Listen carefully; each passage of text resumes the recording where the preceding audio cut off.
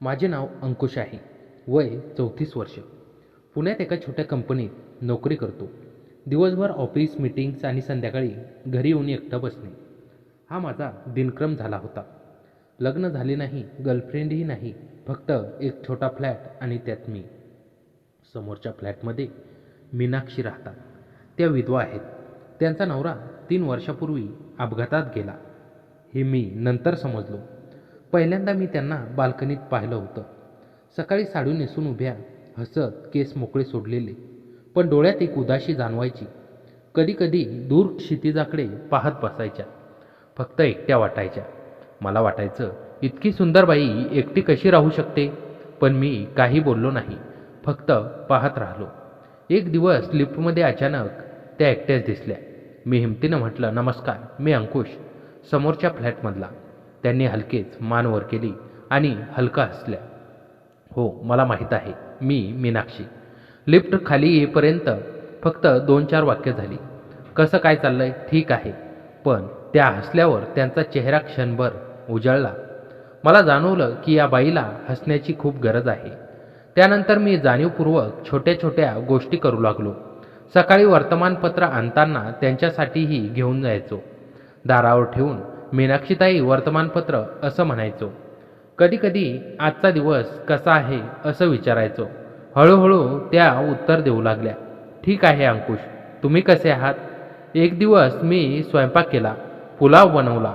जास्त झाला म्हणून मी एक भांडं भरून त्यांच्याकडे नेलं. मीनाक्षीताई, आज पुलाव केला होता, घ्या थोडा. घ्या ना, एकट्याने खाण्यात कंटाळा येतो. त्यांनी दार उघडलं. आचार्यानं पाहिलं. अरे एवढा कशाला? पण थँक्यू. दुसऱ्या दिवशी सकाळी त्यांनी ताट भरून पुरी आणि आलूची भाजी पाठवली. खूप चविष्ट झाली होती. मी त्यांना फोनवर म्हणालो. त्यानंतर आमचे बोलणं वाढलं. कधी बाल्कनीतून, कधी लिफ्टमध्ये, कधी दारात उभे राहून. एक संध्याकाळी त्यांनी सांगितलं, अंकुश, एकटीला स्वयंपाक करायला कंटाळा येतो. तुम्ही एकटेच आहात ना? कधीकधी येऊन जात जा घरी. मी लगेच तयार झालो. त्या रात्री त्यांच्या फ्लॅटमध्ये गेलो. घर साधं होतं. भिंतीवर त्यांच्या नवऱ्याचा एक फोटो होता. त्यांचे डोळे त्या फोटोकडे गेले आणि मी पाहिलं की त्या अजूनही दुःखी आहे. आम्ही जेवलो, बोलत राहिलो. तुम्ही काय करता मीनाक्षीताई? मी विचारलं. घरातच कधीकधी ऑनलाईन ट्युशन घेते, पण दिवस कसे जातात समजत नाही, त्यांनी सांगितलं. मी माझी कहाणी सांगितली. ब्रेकअप, एकटेपणा, नोकरीचा तणाव. त्या ऐकत राहिल्या. तुम्ही तरुण आहात, आयुष्य अजून खूप बाकी आहे तुमचं, त्या म्हणाल्या. त्या रात्री घरी परतताना मला एक वेगळी भावना जाणवली. त्यांचा शांत स्वभाव, बोलण्याची हळूवार पद्धत आणि डोळ्यातली ती उदासी. मला त्यांच्याशी अधिक बोलायचं होतं. पुढचे काही आठवडे आमचे बोलणं रोजच झालं. मी त्यांना बाजारातून भाजी आणून देत होतो. त्यांना नवीन चहाची पावडर घेऊन दिली. तुम्हाला हा चहा आवडेल? मी म्हणालो. एकदा पाऊस पडत होता. मी त्यांच्या फ्लॅटमध्ये चहा पीत बसलो होतो. अंकुश, तुम्ही इतके चांगले का आहात? त्यांनी अचानक विचारलं. मी हसलो. मला वाटतं तुम्ही एकटे आहात म्हणून. त्या काही बोलल्या नाही, फक्त माझ्याकडे पाहत राहिल्या. मला त्यांचा हात धरावासा वाटला, पण मी स्वतःला रोखलं. सावकाश अंकुश, मनात म्हणालो. ती विधवा आहे, तिच्या मनात खूप दुःख आहे. फक्त मित्र म्हणून राहा. पण तरीही हळूहळू आम्ही जवळ येत होतो. रात्री उशिरा फोनवर बोलायचो. आज दिवस कसा गेला? तुमचं जेवण झालं का? असे छोटे छोटे प्रश्न. पण या छोट्या गोष्टीमध्ये एक ओढ निर्माण होत होती. एक रात्र मी त्यांना म्हणालो, मीनाक्षीताई, तुम्ही हसताना खूप सुंदर दिसता. त्या लाजल्या. असं काही बोलू नका, मी म्हातारी झाली. म्हातारी? अजून तर आयुष्य बाकी आहे, मी उत्तर दिलं. त्या रात्री झोपेतही त्यांचा चेहरा डोळ्यांसमोर येत होता. मी मनात विचार करत होतो, ही ओळख कुठे घेऊन जाणार आहे? फक्त मैत्री की यापेक्षा काहीतरी जास्त? पण एक गोष्ट खरी होती. मीनाक्षीशी बोलल्यावर माझा एकटेपणा कमी होत चालला होता आणि मला वाटत होतं की त्यांचाही. 2-3 महिने असेच गेले. आता आमचं बोलणं फक्त कसं काय पर्यंत मर्यादित नव्हतं. रोज संध्याकाळी एकमेकांकडे येणं जाणं सुरू झालं. कधी मी त्यांच्याकडे, कधी त्या माझ्याकडे. एक संध्याकाळ मी त्यांच्या फ्लॅटमध्ये गेलो. त्या चहा बनवत होत्या. मी सोफ्यावर बसलो, त्यांच्या हालचाली पाहत राहिलो. साधी साडी, मोकळे केस आणि चेहऱ्यावरची ती शांतता. मीनाक्षी, तुम्हाला एकटेपणा खूप वाटतो का? मी हळूच विचारलं. त्यांनी चहाचा कप माझ्या हातात दिला आणि समोर बसल्या. खूप वाटतो अंकुश. रात्री झोप येत नाही. नवरा गेल्यापासून घर रिकामं वाटतं. कधी कधी रडत झोपते. त्यांच्या डोळ्यात पाणी तरळलं. मी त्यांचा हात हातात घेतला. मी आहे ना आता. बोलायचं असेल तर सांगा मला, मी ऐकतो. त्या रडल्या. मी त्यांना हळूच जवळ ओढलं आणि मिठी मारली. केवळ मिठी. त्यांचे डोके माझ्या छातीवर, त्यांचा श्वास माझ्या शर्टावर जाणवत होता. तुम्ही इतके चांगले का आहात? त्यांनी कुजबुजत विचारलं. कारण तुम्हाला बघून मलाही माझा एकटेपणा आठवतो, मी सांगितलं. त्यानंतर आम्ही खूप बोललो. मी माझी पूर्वीची प्रेम कहाणी सांगितली.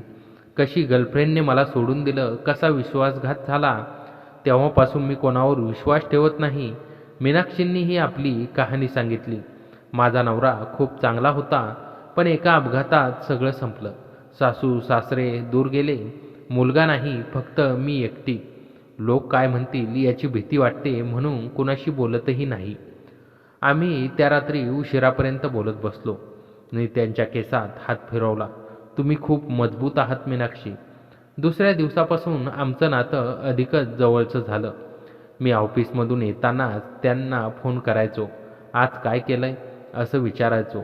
त्या मला तू म्हणू लागल्या. अंकुश, तू आज येशील का असं विचारायच्या. एकदा मी बाल्कनीत बसलो होतो. पाऊस पडत होता. मी त्यांचा हात हातात घेतला आणि म्हणालो, मीनाक्षी, तुझ्याशी बोलल्यावर मला बरं वाटतं. तू माझ्या आयुष्यात आल्यापासून एकटेपणा कमी झाला आहे. त्यांनी माझ्या हातावर हात ठेवला. मलाही अंकुश, तू मला हसवतोस, ऐकवतोस, काळजी घेतोस. मी वर्षानुवर्षे हे विसरून गेले होते. आता मनात विचार येत होता, ही मैत्री आहे की यापेक्षा जास्त. त्यांच्या डोळ्यात पाहताना आम्हाला एक आकर्षण जाणवायचं. स्पर्श, तिचा शांत स्वभाव, तिच्या बोलण्याचा गोडवा सगळं मनाला भुरळ घालायचं. पण मी स्वतःला सांगायचो, सावकाश अंकुश, तिला दुखू नकोस, ती आधीच खूप तुटलेली आहे. एका रात्री आम्ही TV बघत होतो. चित्रपटात प्रेम कहाणी चालली होती. मीनाक्षी माझ्या शेजारी बसली होती. मी हळूच तिचे खांदे हाताने धरले. ती माझ्याजवळ सरकली. अंकुश, मला भीती वाटते, त्या म्हणाल्या. कसली भीती? ही जवळीक. लोक काय म्हणतील, आणि त्यात मी विधवा. मी त्यांच्या कपाळावर हळूच चुंबन दिलं. लोकांना काय करायचं करू द्या. आपण दोघे आहोत. आपल्या मनाला जे बरोबर वाटतं तेच करू. त्या मला घट्ट बिलगल्या.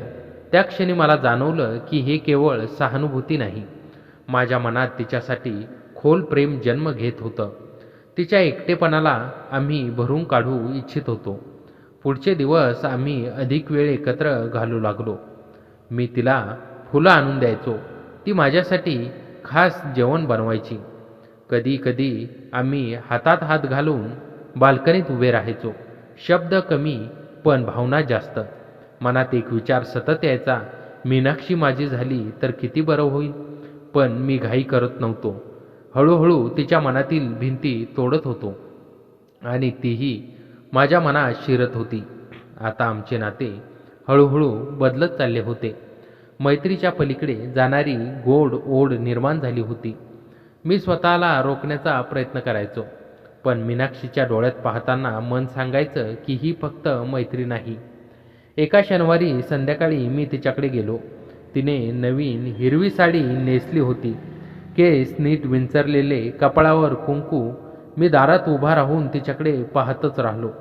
मीनाक्षी, आज तू खूप सुंदर दिसतेस, मी मनापासून म्हणालो. तिने लाजून मान खाली घातली. असं बोलू नकोस अंकुश, मी म्हातारी झाले. पण तिच्या गालावर हलकी लाली चढली. म्हातारी? तुझ्या हसण्यात अजूनही तरुणपणा आहे, मी म्हणालो आणि आत गेलो. आम्ही दोघे जेवायला बसलो. तिने माझ्यासाठी खास डिश बनवली होती. मी खाताना तिच्याकडे पाहत होतो. तिची हालचाल, तिची हळू बोलण्याची पद्धत, सगळं मन मोहून टाकत होतं. जेवण झाल्यावर आम्ही सोफ्यावर बसलो. मी तिचा हात हातात घेतला. मीनाक्षी, मला एक सांग, तुला माझ्याबरोबर असताना बरं वाटतं का? तिने क्षणभर डोळे मिटले आणि म्हणाली, खूप बरं वाटतं अंकुश. तो आलास की घर भरल्यासारखं वाटतं. रात्रभर एकटेपणा जाणवत नाही.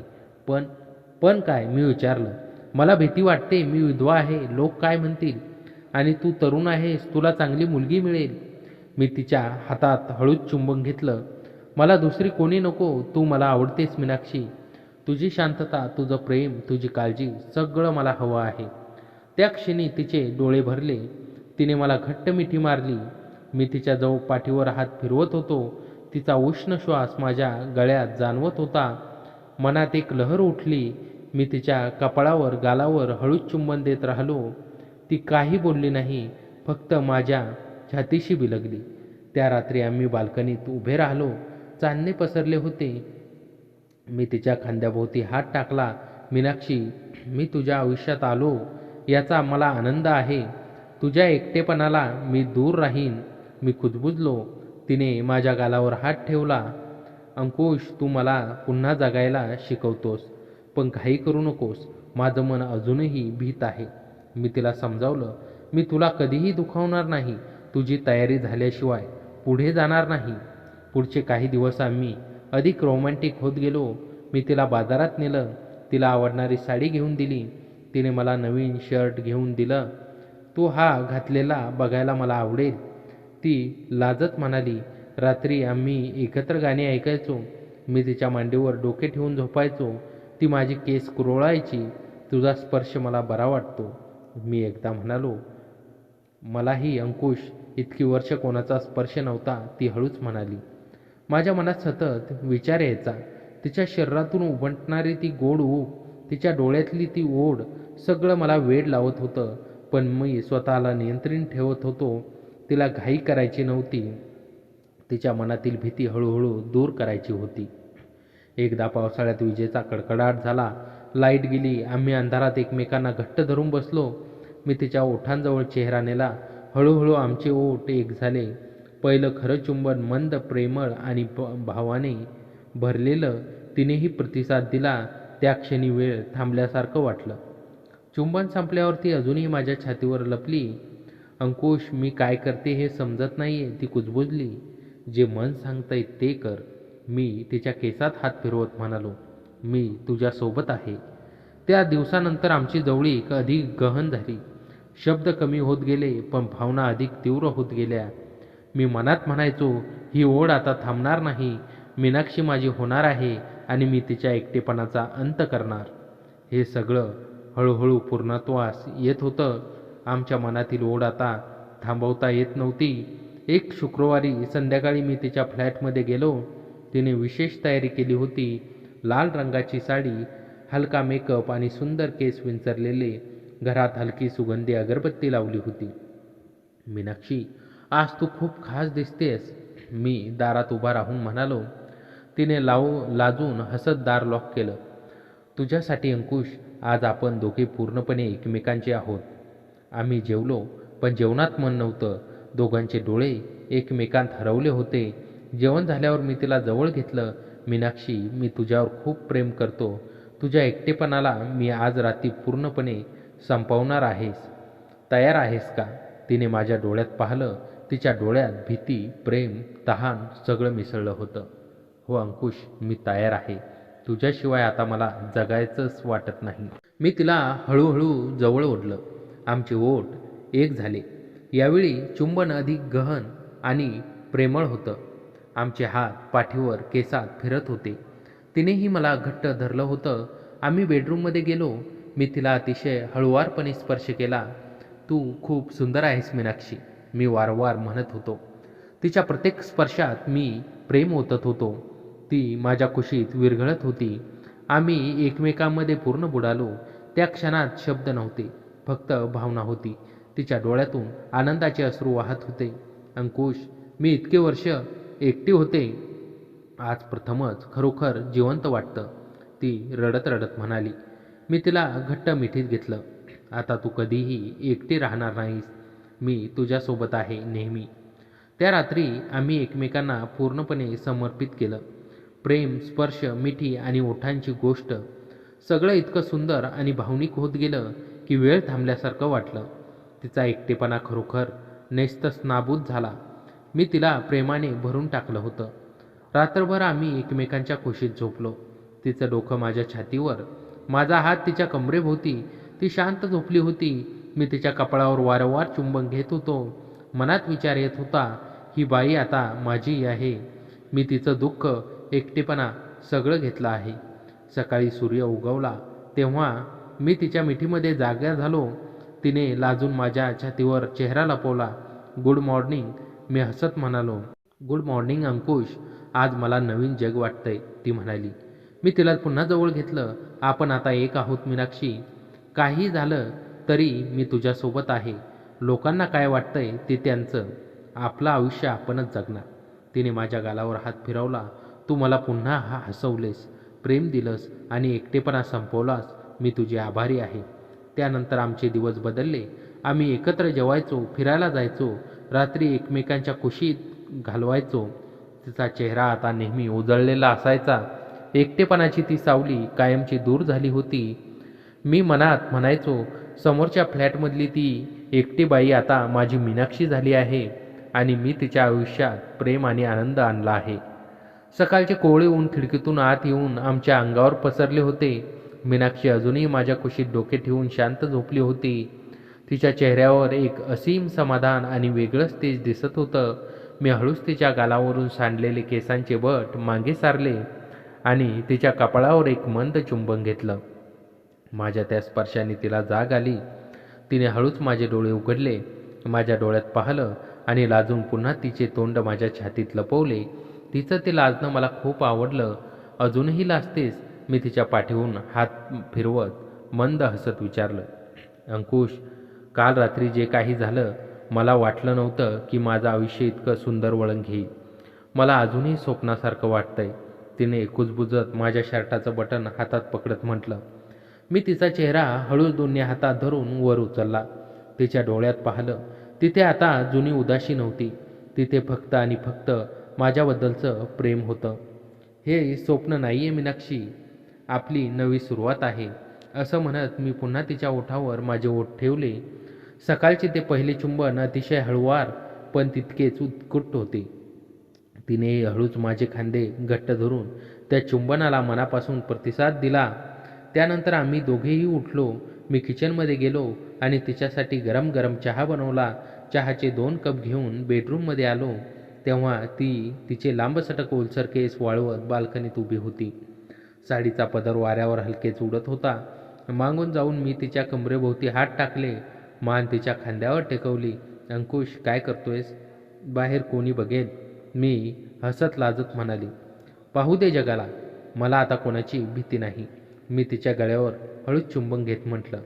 तिने चहाचा कप हातात घेतला आणि माझ्याकडे वळून म्हणाली, तू मला पूर्णपणे बदलून टाकला आहेस. इतकी वर्ष ज्या घरामध्ये शांतता आणि अंधार होता, जिथे आज तू प्रकाशासारखा आला आहेस. त्या दिवशी शनिवार असल्यामुळे मला ऑफिसला सुट्टी होती. आम्ही दोघांनीही दिवसभर एकत्र राहण्याचं ठरवलं. दुपारी आम्ही एकत्र स्वयंपाक केला. मी तिला मदत करत होतो. कधी भाजी चिरताना तिचा हातात हात घ्यायचो, तर कधी तिच्या मागे उभे राहून तिच्या गळ्यात हात टाकून तिचा सुगंध श्वासात भरून घ्यायचो. ती सतत लाजत मला लांब ढकलण्याचा प्रयत्न करायची, पण तिच्या डोळ्यातला आनंद लपत नव्हता. अंकुश, असा त्रास दिला तर स्वयंपाक कधी होणार? ती खोडकरपणे म्हणाली. मला जेवणापेक्षा तू जास्त आवडतेस, मग मी काय करू? मी तिला सोफ्यावर ओढत म्हटलं. संध्याकाळी पाऊस पुन्हा कोसळू लागला. वातावरणात एक छान गारवा आणि रोमॅन्टिक हवा पसरली होती. मी घरातल्या सगळ्या लाईट्स बंद केल्या आणि फक्त मंद मेणबत्त्या पेटवल्या. घरात सुगंधी धूर आणि मेणबत्तीचा मंद प्रकाश पसरला. मीनाक्षीने तिच्या आवडीचे एक हळुवार रोमॅन्टिक गाणे फोनवर लावले. आम्ही दोघे सोफ्यावर बसलो होतो. तिने तिचे डोके माझ्या छातीवर ठेवले आणि माझा हात तिच्या हातात घेतला. मीनाक्षी, तुला आयुष्यात पुढं काय हवंय? मी तिच्या केसांमधून बोटे फिरवत विचारलं. तिने मान वर केली. माझ्या डोळ्यात डोळे घालून म्हणाली, मला दुसरं काहीही नको अंकुश, फक्त तुझा हा स्पर्श, तुझी ही सोबत आणि तुझं प्रेम आयुष्यभरासाठी हवंय. तू मला नव्याने जगायला शिकवलं आहेस. तुझ्याशिवाय आता हे आयुष्य अपूर्ण आहे. तिचे हे शब्द ऐकून माझे मन भरून आले. मी तिला अजून जवळ ओढलं. पावसाचा तो गडगडाट, मेणबत्त्यांचा तो मंद प्रकाश आणि तिच्या श्वासांची ऊब सगळं काही जादुई वाटत होतं. आम्ही एकमेकांच्या प्रेमात पूर्णपणे बुडून गेलो होतो. त्या रात्री मला एक गोष्ट पक्की समजली होती की मीनाक्षी ही केवळ माझी प्रेयसी नव्हती, तर ती माझ्या जगण्याचा एक सुंदर भाग बनली होती. तिच्या चेहऱ्यावरचं ते हसू कायम ठेवणं आणि तिला जगातील सर्व आनंद देणं हेच आता माझ्या आयुष्याचे ध्येय बनले होते. समोरच्या फ्लॅटमध्ये सुरू झालेली ती छोटीशी ओळख आता जन्मोजन्मीची घट्ट बंधनात बदलली होती. त्या रात्रीनंतर आमचे आयुष्य अगदी स्वप्नवत सुरू होते. मीनाक्षीच्या चेहऱ्यावरचा तो जुना सुकलेला उद्वेग पार निघून गेला होता. तिच्या ओठावर आता सतत एक मंद गुलाबी हसू असायचे. तिच्या गल्लीतल्या फ्लॅटमधल्या प्रत्येक कोपऱ्यात आता एक नवचैतन्य फुललं होतं. मी दररोज सकाळी ऑफिसमधून सुटलो की धावत पळत तिच्या फ्लॅटवर जायचो. तिच्या हाताचा तो गरमागरम चहा, तिचा तो हळूवार स्पर्श आणि तिच्या डोळ्यातील माझ्याबद्दलचे अथांग प्रेम. मला वाटायचे जगातील सर्व सुख माझ्या पायाशी लोळण घेत आहे. पण माणसाचे आयुष्य हे समुद्राच्या लाटासारखे असते. वरून शांत दिसणाऱ्या पाण्याच्या खाली कधी भीषण वादळ घोंघावत असतं याची आपल्याला पुसटशीही कल्पना नसते. ऑक्टोबरचा शेवटचा आठवडा होता. पुण्यात गुलाबी थंडीची चाहूल लागली होती. एका शुक्रवार संध्याकाळी मी नेहमीप्रमाणे ऑफिसचे काम उरकून मीनाक्षीच्या फ्लॅटचा डोअरबेल वाजवला. सहसा तो डोअरबेल वाजताच एका सेकंदात दार उघडायची आणि तिच्या सुंदर हसण्याने माझे स्वागत करायची. पण आज 2-3 वेळा बेल वाजूनही आतून काहीच प्रतिसाद आला नाही. माझ्या मनात शंकेची पाल चुकचुकली. मी खिशातून माझ्याकडची तिची डुप्लिकेट चावी काढली आणि दार उघडले. घरात पार अंधार होता. एक विचित्र गुदमरून टाकणारी शांतता पसरली होती. मीनाक्षी, मी हाक मारली. काहीच उत्तर नाही. मी हॉलची लाईट लावली. सर्व काही व्यवस्थित होतं, पण मीनाक्षी कुठे दिसत नव्हती. मी बेडरूममध्ये गेलो, तिथेही ती नव्हती. पण बेडरूमच्या सेंटर टेबलवर मला एक कागद दिसला. तो कसला तरी लिफाफा होता. मी जवळ गेलो. तो लिफाफा उघडलेला होता. आत एक जुना पिवळा पडलेला फोटो आणि एक चिठ्ठी होती. मी फोटो पाहिला आणि माझे पाय जमिनीलाच खिळले. तो फोटो मीनाक्षीच्या दिवंगत नवऱ्याचा सुशांतचा होता. पण त्या फोटोत सुशांतच्या शेजारी एक माणूस उभा होता, ज्याचा चेहरा अगदी हुबेहूब माझ्यासारखा दिसत होता. तो मीच होतो का? पण मी तर सुशांतला कधी भेटलोच नव्हतो. आणि त्या फोटोच्या मागे लाल शाईने लिहिलं होतं, इतिहास स्वतःची पुनरावृत्ती करतो. अंकुश, तू ज्याला अपघात समजतोस तो खेळ अजून संपलेला नाही. माझ्या अंगावर सरसरून काटा आला. हे काय होतं? मीनाक्षीचा नवरा अपघातात वारला होता. मग या फोटोत माझ्यासारखा दिसणारा माणूस कोण होता? आणि ही चिठ्ठी कोणी ठेवली होती? तब्बल 10 मिनिटांनी मुख्य दार उघडण्याचा आवाज आला. मी धावत हॉलमध्ये गेलो. मीनाक्षी आत आली. तिच्या हातात भाजीची पिशवी होती, पण तिचा चेहरा पांढरा फटक पडला होता. तिचे हातपाय थरथरत होते. मीनाक्षी, कुठे गेली होतीस तू? आणि हे काय आहे? मी तो फोटो तिच्यासमोर धरला. फोटो पाहताच तिच्या हातातील पिवशी खाली सांडली. भाजी फळे जमिनीवर विखुरली. तिचे डोळे भीतीने मोठे झाले. अंकुश, तू तू कुठे पाहिलंस? तिचा आवाज कापत होता. टेबलवर होतं. मीनाक्षी, मला स्पष्ट सांग, हा फोटो कोणाचा आहे? आणि सुशांतसोबत उभा असलेला हा माणूस कोण आहे, जो हुबेहूब माझ्यासारखा दिसतोय? मी जरा मोठ्या आवाजात विचारलं. मीनाक्षीने तिचे तोंड हातात लपवलं. ती सोफ्यावर कोसळली. ती ढसाढसा रडू लागली. तिचं रडणं साधं नव्हतं. त्यात एक भीती, एक भयंकर रहस्य दडलेलं होतं. अंकुश, मला माफ कर, ती हुंदके देत म्हणाली. मी तुला सांगणार होते, पण माझी हिंमत झाली नाही. तो फोटो, तो सुशांतचा जुना पार्टनर आणि त्याचा भाऊ आहे अविनाश. अविनाश? पण त्याचा चेहरा माझ्यासारखा कसा? मीनाक्षीने डोळे पुसले आणि माझ्याकडे पाहिलं. तिचे डोळे अत्यंत खोल आणि भयावह दिसत होते. कारण अविनाश हा तुझा जुळा भाऊ होता. अंकुश, मी सुन्न झालो. जुळा भाऊ? माझे आईवडील तर लहानपणीच वारले होते.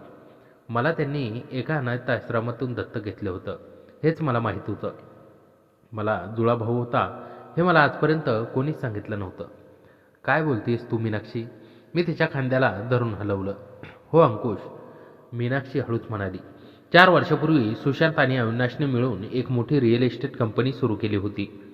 पण एका रात्री अचानक एका रहस्यमय कार अपघातात सुशांतचा मृत्यू झाला. आणि त्याच रात्री अविनाश अचानक गायब झाला. पोलिसांना वाटलं की अपघातात अविनाशचाही मृतदेह जळाला, पण त्याचा मृतदेह कधीच सापडला नाही. माझे डोके भणभणायला लागले.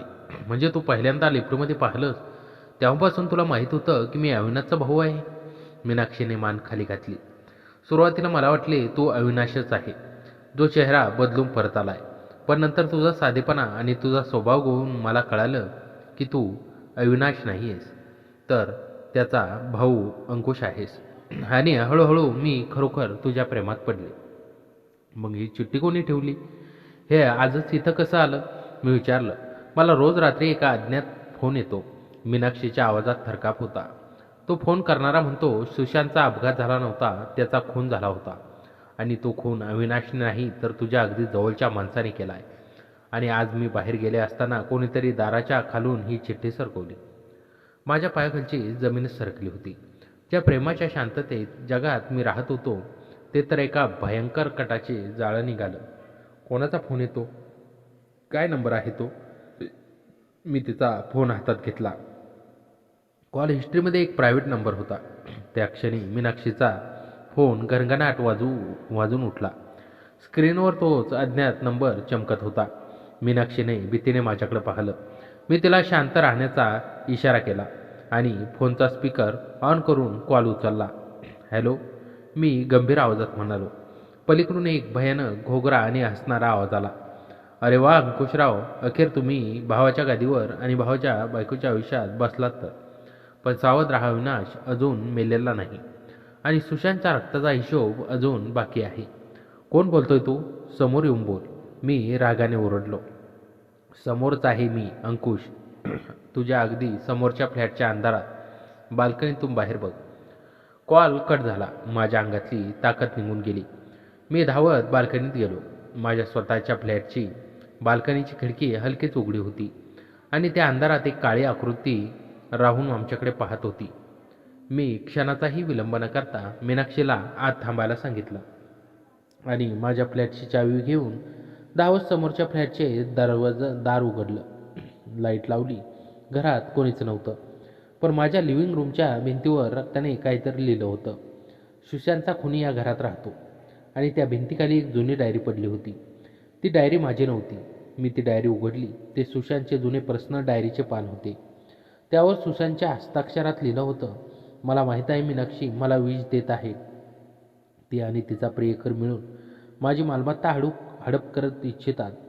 जर मला काही झालं तर याला फक्त मीनाक्षी जबाबदार असेल. माझे डोके फार सुन्न झालं. एकीकडे मीनाक्षी सांगत होती की सुशांतचा अपघात झाला आणि अविनाश गायब झाला. दुसरीकडे तो अज्ञात फोन करणारा सांगत होता की अविनाश जिवंत आहे. आणि ही डायरी सांगत होती की खुनी स्वयं मीनाक्षी आहे. मी हळूहळू मागे सरकलो. ज्या स्त्रीवर एवढे मनापासून प्रेम केले, जिच्या एकटेपणावर मी अश्रू ढाळले, ती खरोखर एक निष्पाप विधवा होती की अत्यंत हुशार, की निर्दयी खुनी? मी समोरच्या फ्लॅटमध्ये परत आलो. मीनाक्षी सोफ्यावर बसून रडत होती. तिच्यासमोर ती डायरी फेकली. हे काय आहे मीनाक्षी? माझा आवाज आता कठोर झाला होता. तिने ती डायरी पाहिली आणि तिचा चेहरा क्षणार्धात बदलला. तिच्या चेहऱ्यावरचे ते लाजाळू निष्पाप भाव गायब झाले. तिच्या डोळ्यात एक विचित्र थंड शांतता पसरली. तिने डोळे पुसले, उभी राहिली आणि मंद हसली. जे हसू मी आजपर्यंत तिच्या चेहऱ्यावर कधीच पाहिलं नव्हतं. अखेर तुला कळालंच तर अंकुश, ती अत्यंत थंड आवाजात म्हणाली. काय काय बोलतोयस तू? माझे हृदय जोरजोरात धडधडू लागले. सुशांत एक नंबरचा विकृत माणूस होता. मीनाक्षीचा आवाज अचानक हिंस्र झाला. तो रोज रात्री मला मारहाण करायचा. अविनाशने मला वाचवण्याचा प्रयत्न केला, पण सुशांतनेही त्याला धमकावले. हो, मी आणि अविनाशने मिळून सुशांतचा गेम प्लॅन केला. त्या कारचा ब्रेक आम्हीच फेल केला होता. तू तू सुशांतचा खून का केलास? मी आश्चर्याने थक्क झालो. हो, मी केला, ती जोरात हसली. पण त्या अपघातात फक्त सुशांत नाही मरू शकला, अविनाशसुद्धा पळून गेला. तो मला ब्लॅकमेल करू लागला. आणि मग तू आलास अंकुश, अगदी अविनाशसारखा दिसणारा, पण मूर्ख आणि बावळट. मला तुझा वापर करायचा होता. मला वाटलं की अविनाश जर परत आला तर पोलिसांना वाटेल की तूच अविनाश आहेस आणि तू अडकशील. माझ्या पायाखालची जमीन फार खचली होती. ज्या स्त्रीला मी देवी समजून तिची पूजा केली होती, जिच्या एका हसण्यासाठी मी काहीही करायला तयार होतो, ती स्त्री केवळ स्वतःचा बचाव करण्यासाठी माझा बळी देणार होती. पण पण तू माझ्यावर प्रेम करतो होतीस ना मीनाक्षी? ते सगळं नाटक होतं. मी तुटलेल्या आवाजात विचारलं. प्रेम? मीनाक्षी क्रूरपणे हसली. एक विधवाबाईने नाटक करून तुला जाळ्यात ओढणं किती सोपं होतं नाही. थोडे अश्रू, थोडा स्पर्श आणि तू जीव तिच्या पायाशी ठेवला. पुरुषाचं हेच सोपं असतं अंकुश. माझ्या डोळ्यातून अश्रू वाहू लागले. विश्वासाचा असा भयंकर खून मी आयुष्यात कधीच पाहिला नव्हता. त्या क्षणी मागून दाराचा जोरात ब्रेक होण्याचा आवाज आला. फ्लॅटचे दार तुटले आणि आत एक माणूस हातात बंदूक घेऊन आला. त्याच्या चेहऱ्यावर भयंकर डाग होते. कपडे मळलेले होते, पण त्याचा चेहरा अगदी माझ्यासारखा होता. तो अविनाश होता. मीनाक्षी, अविनाश गरेक ओरडला. तू मला धोका दिलास. सुशांतच्या पैशाचा सगळा हिस्सा तू एकटीने हडप केलास आणि आता या नवीन मुलासोबत पळून जाण्याचा प्लॅन करतेस. मीनाक्षीच्या चेहऱ्यावरची हवाच उडवली. अविनाश, तू तू जिवंत आहेस? हो, मी जिवंत आहे. अविनाशने बंदूक मीनाक्षीवर रोखली. आणि आज या खेळाचा शेवट होणार आहे. सुशांतच्या प्रॉपर्टीचे सगळे पेपर्स माझ्या नावावर सही कर, नाहीतर आज तुझे आणि तुझ्या या जुळ्या भावाचे तुकडे करील. मी मधोमध उभा होतो. एकीकडे मला धोका देणारी, माझ्या भावनांशी खेळणारी मीनाक्षी आणि दुसरीकडे माझा जुळा भाऊ, जो एक गुन्हेगार आणि खुनी होता. अंकुश, बाजूला हो, अविनाश ओरडला. हा आमचा जुना हिशोब आहे. नाही अविनाश, मीनाक्षी अचानक माझ्या मागे लपली. अंकुश, मला वाचव, हा तुलाही मारेल. माझे डोके चक्रावून गेले होते. कोणावर विश्वास ठेवायचा, कोणाचा बचाव करायचा. अविनाशने बंदुकीचे ट्रिगर दाबायला बोट पुढं केलं. शेवटची संधी मीनाक्षी. त्या क्षणी बाहेरून पोलिसांच्या सायरनचा भयंकर आवाज घुमू लागला. गल्लीत लाल निळ्या लाईट चमकू लागल्या. मीनाक्षीने दाराकडे पाहिलं आणि मग माझ्याकडे पाहिलं.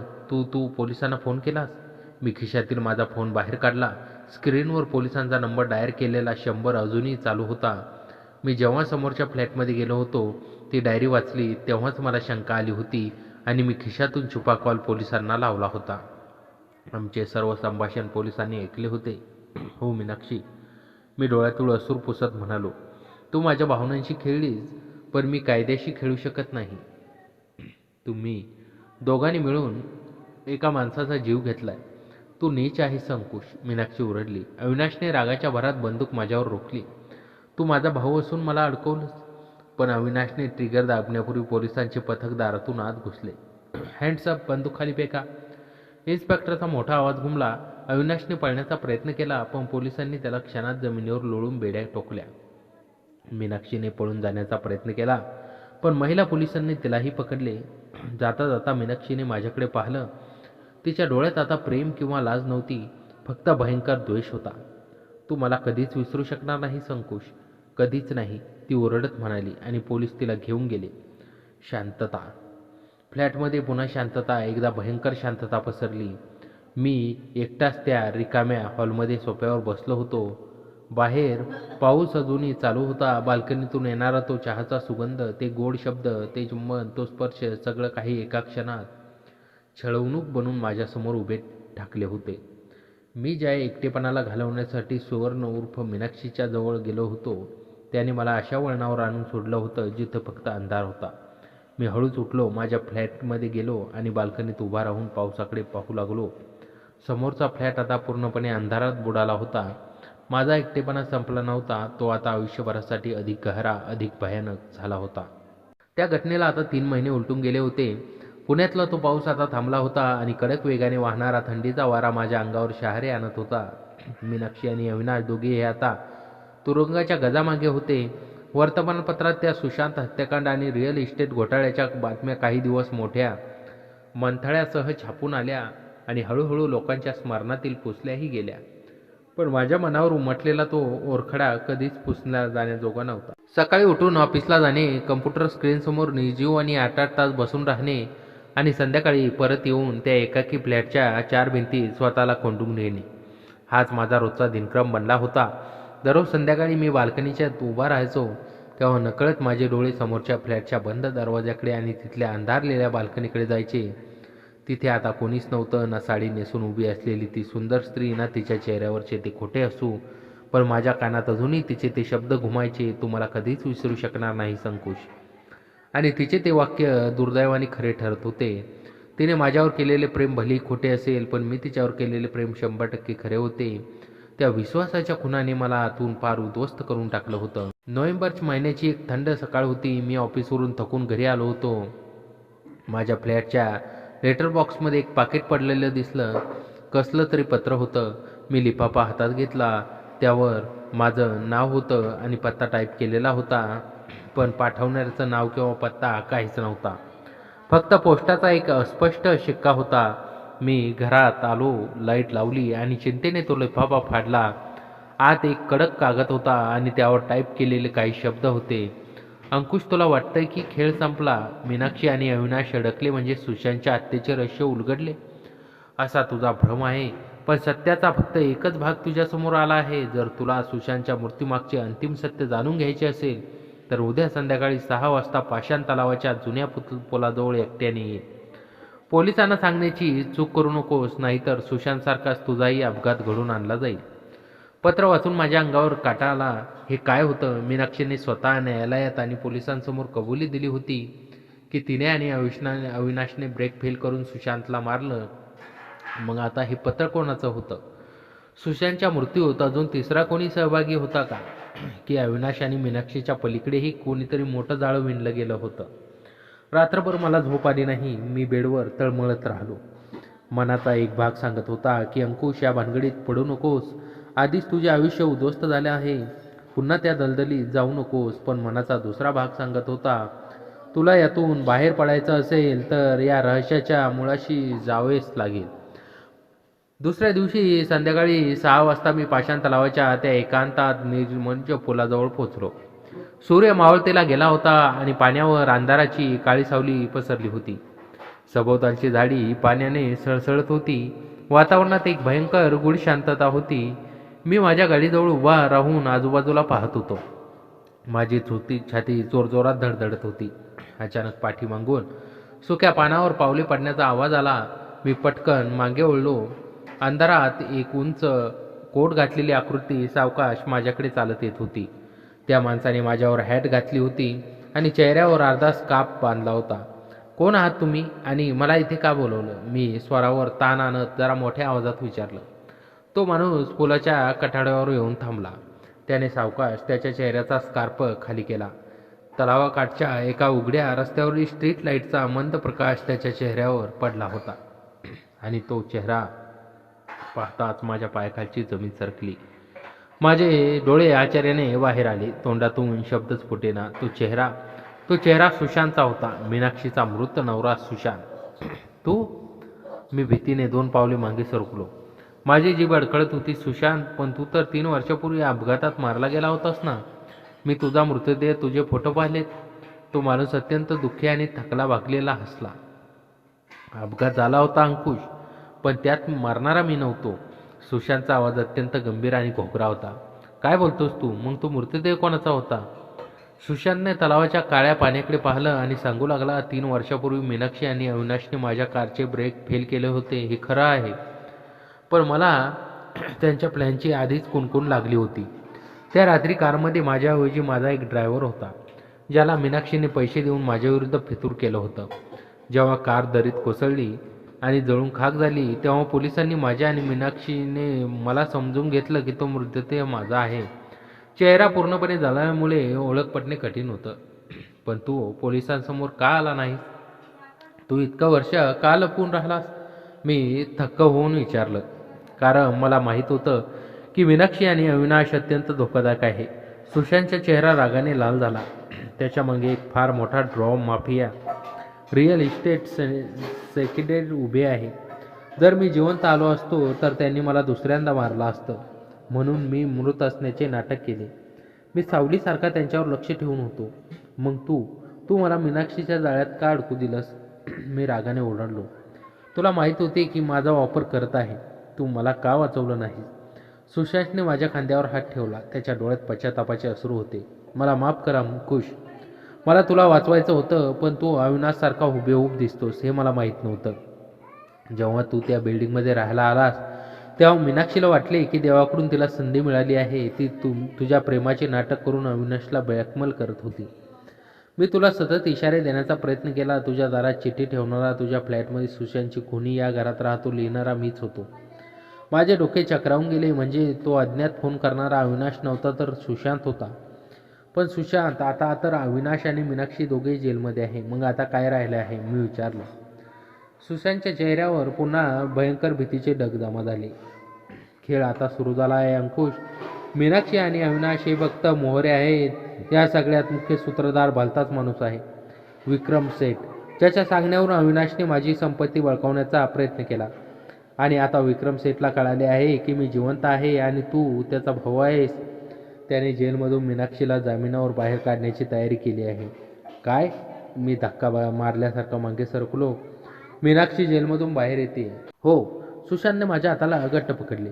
ती आज रात्रीचा पॅरोलवर किंवा जामीनवर बाहेर येणार आहे. आणि विक्रम शेठच्या माणसांनी तुला आणि मला संपवण्याची पूर्ण प्लॅनिंग केली आहे. हे तुला अविनाश समजून मारतील किंवा मीनाक्षीचा बदला म्हणून तुझा बळी घेतील. त्या क्षणी पुलाच्या दुसऱ्या बाजूने 2-3 काळ्या रंगाच्या गाड्या आल्या आणि त्यांनी आमच्या गाडीला घेराव घातला. गाड्यांचे दरवाजे उघडले. हातात नगद तलवारी आणि बंदुका घेतलेले 6-7 गुंड बाहेर आले आणि त्यांच्या मागून एका गाडीतून उतरली मीनाक्षी. तिने लाल साडी नेसली होती, पण तिच्या चेहऱ्यावर आता ती पूर्वीची निष्पाप विधवा नव्हती.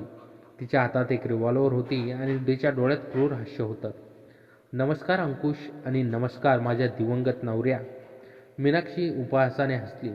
तुम्हा दोघांना एकत्र बघून मला खूप आनंद झाला. मीनाक्षी, सुशांत पुढे झाला. तुझा खेळ संपला आहे. माझा खेळ? हा हा हा हा. मीनाक्षी जोरात हसली. सुशांत, तू मला जितकी मूर्ख समजतोस तितकी मी नाही.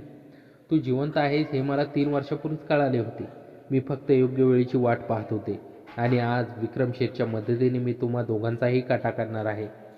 तिने बंदूक थेट माझ्या छातीवर रोखली. अंकुश, तू माझ्या विश्वासाचा खून केलास, पोलिसांना बोलवलेस ना. आज तुला त्याची किंमत मोजावी लागेल. माझे हृदय थांबल्यासारखे झाले. एकीकडे मीनाक्षीची बंदूक, दुसरीकडे सुशांत आणि चोहोबाजूंनी घेरलेले गुंड. पाषाण तलावाच्या त्या अंधारलेल्या पुलावर एका भयंकर जीवघेण्या संघर्षाची सुरुवात झाली होती. मी ज्या प्रेमाच्या शोधात निघालो होतो ते प्रेम मला आता मृत्यूच्या उंबरठ्यावर घेऊन आलं होतं. पावसाची हलकीसर कोसळू लागली होती. तलावाचे काळेकुट्ट पाणी, सभोवतालचा घनदाट अंधार आणि त्या मंद दिव्यांच्या प्रकाशात उघड्या तलवारी घेऊन उभे असलेले गुंड. वातावरण एखाद्या भीषण स्वप्नासारखे वाटत होते. मीनाक्षीच्या हातातली बंदूक थेट माझ्या छातीवर रोखलेली होती. तिचे ते डोळे, ज्या डोळ्यात मी एकेकाळी प्रेम, कारुण्य आणि एकटेपणाचे दुःख पाहिले होते, आज तिथे फक्त आणि फक्त आंधळा सूड आणि क्रूरता दिसत होती. मीनाक्षी, वेडेपणा करू नकोस, सुशांत पुढे होत मोठ्या आवाजात ओरडला. तू आधीच सुशांत हत्याकांड आणि घोटाळ्यात अडकली आहेस. आता जर का तू अंकुशवर गोळी चालवलीस तर तुला या जगात कोणीही वाचू शकणार नाही. गप्प बस सुशांत. मीनाक्षी किंचाळली. तिचा तो आक्रमक अवतार पाहून काळजाचा ठोका चुकला. मी आधीच सगळं गमावलंय. 3 वर्षे मी त्या तुरुंगात सडलो. विक्रम शेठच्या पाठीशी उभे राहिले. कशासाठी? फक्त या दिवसासाठी. अंकुश, तू माझा विश्वासघात केलास. तू मला पोलिसांच्या हवाली केलंस. ज्या हाताने तू माझे केस कुरळले होते त्याच हाताने तू मला बड्या ठोकल्यास. मी तिच्या डोळ्यात पाहिलं. माझा आवाज गळगळीत झाला होता, पण मनाची शक्ती कुठून म्हणालो, मीनाक्षी, मी विश्वासघात नाही केला. तू माझ्या भावनांचा खेळ मांडला होतास. मी तुझ्यावर निष्पाप समजून प्रेम केलं होतं, पण तू मला केवळ एक मोहरा समजून वापरलं. अजूनही वेळ गेलेली नाही. शस्त्र खाली ठेव. शस्त्र खाली ठेवायला मी इथे आले नाही अंकुश. तिने क्षणाचाही विलंब न करता ट्रिगर दाबायला बोट पुढं केलं. अंकुश, बाजूला हो. सुशांतने अचानक माझ्यावर झेप घेतली आणि जोरात बाजूला ढकलले. त्या क्षणी हवेत धाडकन आवाज झाला. मीनाक्षीच्या बंदूक सुशांतच्या खांद्याला चिरून गेली. सुशांत वेदनेने विव्हळत जमिनीवर कोसळला. सुशांत, मी ओरडलो, मारून टाका दोघांनाही. मीनाक्षीने तिच्या गुंडांना हुकूम सोडला. गुंड माझ्या अंगावर धावून आले. एका गुंडाने त्याची तलवार माझ्या डोक्यावर चालवली. मी वेळेत बाजूला झालो आणि त्याची तलवार पुढच्या लोखंडी कट्ट्यावर आदळून ठिणग्या उडाल्या. मी क्षणाचाही विचार न करता गुंडाच्या पोटात लाथ मारली. तो खाली कोसळला, पण बाकीचे 3-4 गुंड सुशांतला मारण्यासाठी सरसावले. सुशांत खांद्यातून रक्त वाहत असूनही उभा राहिला. अंकुश, पळ. तलावाच्या दुसऱ्या बाजूला घनदाट डोंगर आहे, तिथे पळ. आम्ही दोघेही प्राणांतिक भीतीने तलावाच्या काठीच्या दाट झाडीने धावू लागलो. मागे गुंड पावलांचा आवाज आणि मीनाक्षीचा किंचाळणारा आवाज येत होता. त्यांना जिवंत सोड नका. आज रात्री दोघांचाही मृत्यू याच्यात तरंगलेच पाहिजे. तर मित्रांनो, कथेचा पुढचा भाग पुढच्या व्हिडिओमध्ये कथा कशी वाटली कमेंटमध्ये नक्की कळवा आणि चॅनलवर नवीन असाल तर आता सबस्क्राईब करा. धन्यवाद.